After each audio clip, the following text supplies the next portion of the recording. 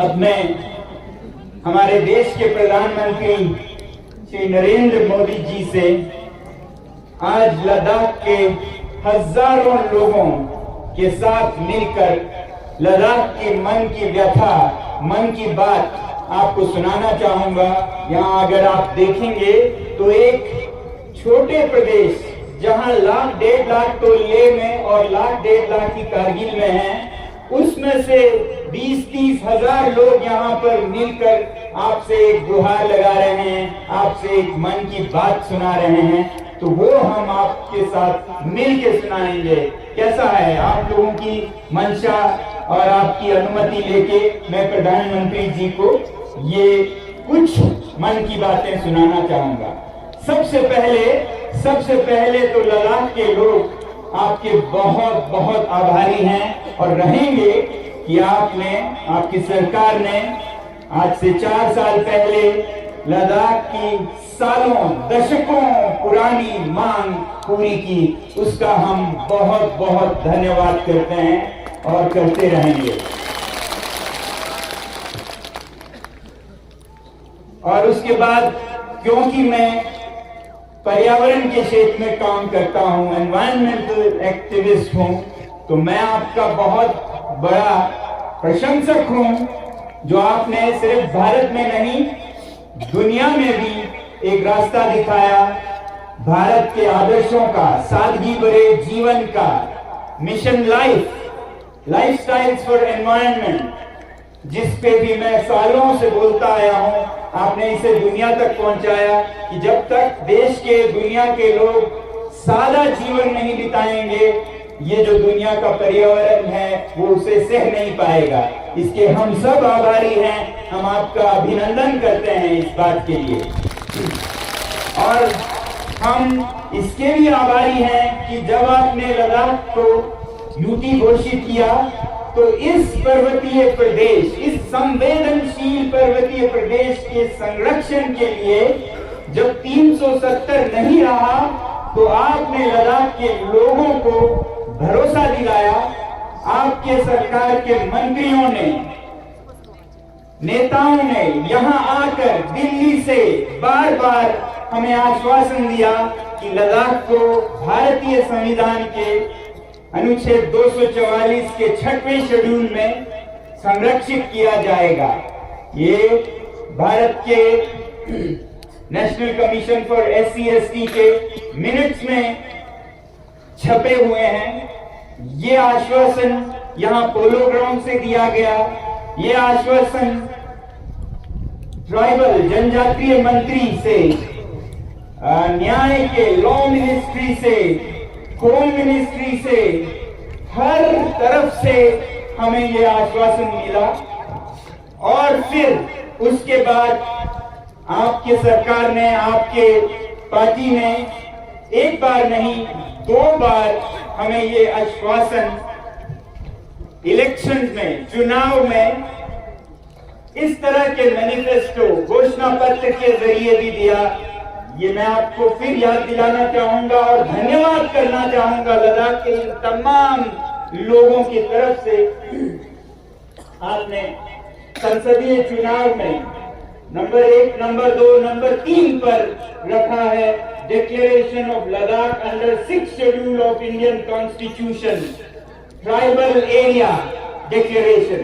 ये parliamentary election में आश्वासन दिया गया था 2019 में।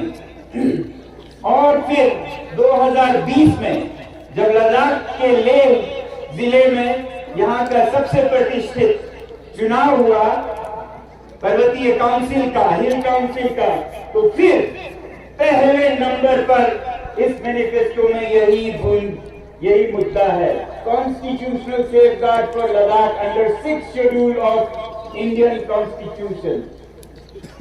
तो ये आपने हमारे साथ वादे किए, आश्वासन दिए, इन सब का हम फिर धन्यवाद कहना चाहते हैं, क्योंकि हम सोचते हैं कि देर हुई है 3-4 सालों का, मगर अंधेर नहीं है, हमारा ये यकीन है।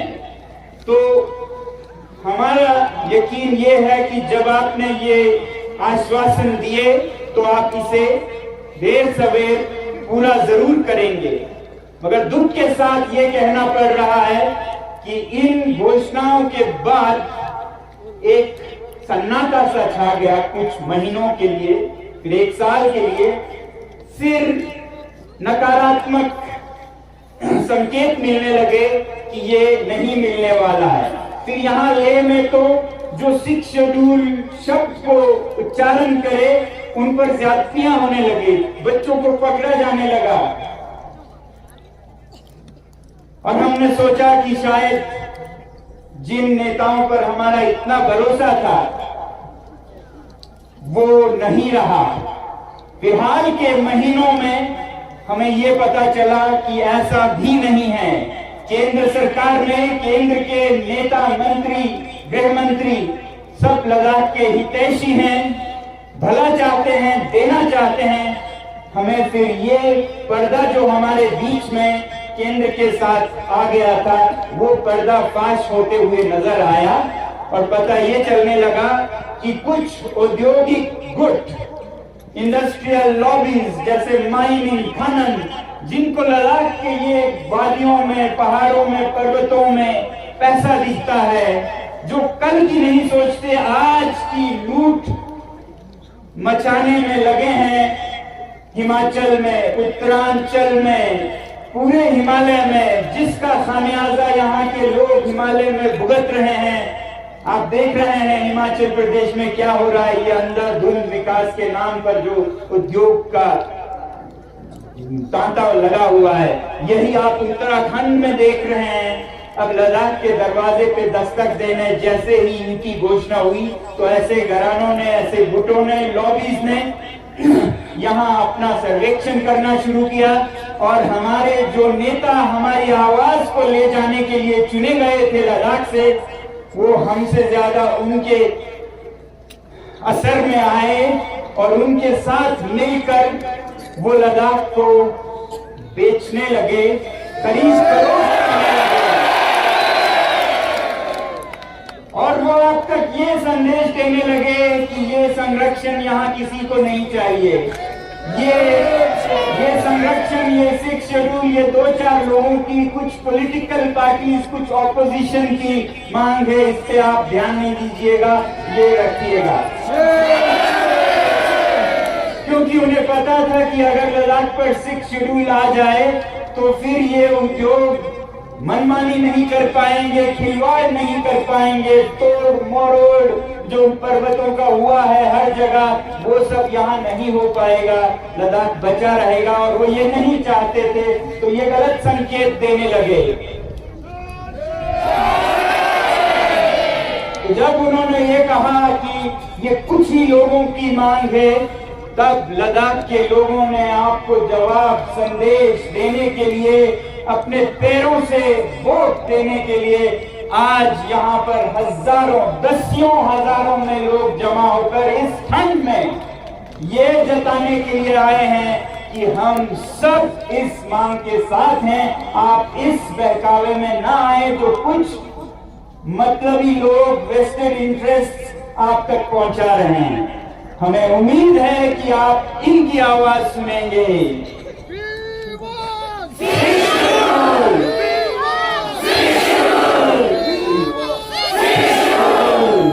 भारत माता की, भारत माता की, भारत माता की। तो ये जो मसला है लद्दाख के संरक्षण का, अब ये सिर्फ संरक्षण की, पर्यावरण की भी बात नहीं रही, अब ये एक सच्चाई की लड़ाई भी बन गई है। भारत में हर चीज पर्याप्त है, बहुत है, किसी चीज की कमी नहीं है। कोयला है, तेल है, लोहा है, हर चीज है, मगर आज जो सबसे कम पड़ रहा है वो है भरोसा, ट्रस्ट। भरोसे की कमी, डेफिसिट ऑफ ट्रस्ट भारत बहुत बड़े स्तर पर 2-4 है इससे। और ऐसे में ये एक बहुत बड़ा उदाहरण बनेगा आपके तरफ से कि जो वादा किया है वो निभाना पड़ेगा। जो निभाएंगे नहीं वो वादा करेंगे नहीं, ऐसी हमारी उम्मीद है ऐसे सरकार से, ऐसे नेताओं से जो कि ईमान के नाम पर ही सत्ता में आए। आपको याद है कि 2011, 12, 13 के इंडिया अगेंस्ट करप्शन में भारतीय जनता ने कितने जोर शोर से भारत में फिर से सच्चाई को वापस लाने की आवाज उठाई और उसके ठीक बाद भारतीय जनता पार्टी सत्ता में आई, क्योंकि लोगों को ये भरोसा था कि अब साफ होगा हर चीज। मगर आज बदकिस्मती से कहना पड़ रहा है कि आज हर तरफ करप्शन फिर से सर उठा रहा है देश में और यहाँ लद्दाख में भी।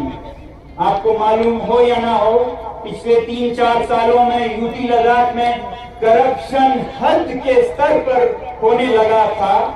जम्मू कश्मीर में हम मानते थे कि वो सबसे करप्ट राज्य है, लद्दाख में बहुत बड़े स्तर पर होने लगा। कुछ कदम भी उठाए गए, कुछ अदल बदल भी हुए, मगर हमें नहीं लगता है कि सफाई अभी भी है। अगर आप देखें पिछले 3-4 सालों का खनन करें कागजों को तो बहुत बरमान मिलेंगे आपको करप्शन के। मैं खुद आपको कई ऐसे मिसालें और सबूतें दे सकता हूं। तो ये हाल है लद्दाख का और ऐसा ही हाल देश में भी लग रहा है। आप बहुत कोशिश कर रहे हैं मगर हालात बहुत अच्छे नहीं हैं। ऐसे में बहुत जरूरी है कि देश को भरोसा हो कि हमारी सरकार, हमारे नेता भरोसे पर खरा उतरेंगे। तो हम लद्दाख से ये गुहार करते हैं कि सबसे पहले तो ये जो इलेक्शन के मैनिफेस्टो हैं उन पर अमल करके आप देश को बताएं कि इलेक्शंस गुड्डा गुड्डी का खेल नहीं है, बच्चों का खेल नहीं है। इसमें जो वचन दिए जाते हैं उन्हें पूरा किया जाता है और लद्दाख की जनता इसी उम्मीद पर आज यहाँ आई है कि आप ऐसा जरूर करेंगे। हमें बताया गया कि 19 फरवरी को टॉक्स होंगे दिल्ली में। हमें बहुत उम्मीद है कि इस टॉक्स में आप ये साबित करेंगे कि आप वादे पर खरे उतरेंगे और पक्के इरादे से हैं जैसा हमें आश्वासन दिया गया है। और हम कोई ऐसे चीज नहीं मांग रहे हैं कि जो भारत में संभव नहीं है। हम चांद, हम सितारे नहीं मांग रहे हैं। हम तो भारतीय संविधान के एक अनुच्छेद जिसका हमसे वादा किया था उसी का अमल मांग रहे हैं।